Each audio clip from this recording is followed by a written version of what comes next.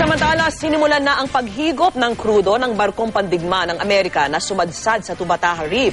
Bilang paghahanda po ito sa salvage operation sa USS Guardian na posibleng ikasa sa katapusan ng Enero. Mula sa Palawan, saksi si Rafi Tima. Sa pinakahuling videong ito nakuha mula sa Nomad Plane ng Philippine Air Force kanina sa South Atoll ng Tubataha Reef, makikitang sinimula ng paghigop ng krudo mula sa nabalahaw na USS Guardian patungo sa isang support ship ng US Navy. Pagpapaganda ito sa warship bilang paghahanda sa pag-aangat dito. Gayunman, itinigil din ito ng lumakas na ang mga alon. Kita sa paligid ng iba pang barko ng US Navy at Philippine Coast Guard na inaasahang darami pa kapag dumating na ang ilan pang barko.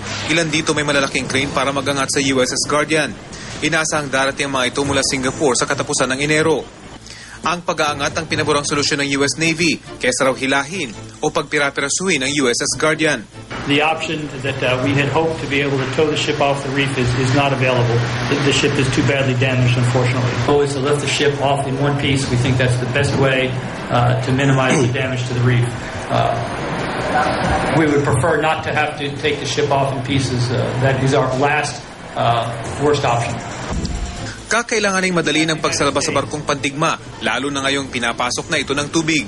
It's got hull penetrations in several places, and there's a significant amount of water inside the ship.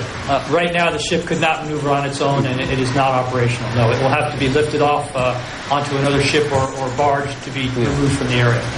Sa video ng Philippine Coast Guard divers sa ilalim ng sumadsad na barko, makikita ang pinsadang idinulot nito sa mga bahura. Namuti na ang ilan sa mga bahura, indikasyong nangamatay na ang mga ito. Mabubuhay din siya siguro sa katagalan ng panahon baka pag tayo wala na dito. Dahil bawat metro kwadrado ay may katapat daw na 12,000 pisong multa at 12,000 pisong restoration fee. Batay sa Tubataha Reefs Natural Park Act of 2009, aabot na sa 24 na milyong piso ang multa sa USS Guardian. Pero di pa rito kasama ang kwenta sa halaga ng apektadong lamang dagat at epekto nito sa turismo at kabuhayan na pwedeng makuha sa lugar. Gayun din ang iba pang penalty sa mga nilabag ng US warship nang pasukin ang World Heritage Site. Umaasa ang mga namamahala sa Tubataha Reef, huwag na sana madagdagan pa ang sirang idinulot ng pagkakasadsad ng USS Guardian sa pinangangalagaan nilang World Heritage Site oras na magsimula ng aktual na retrieval operation. Mula dito sa Palawan, ako si Rafi Tima, ang inyong saksi.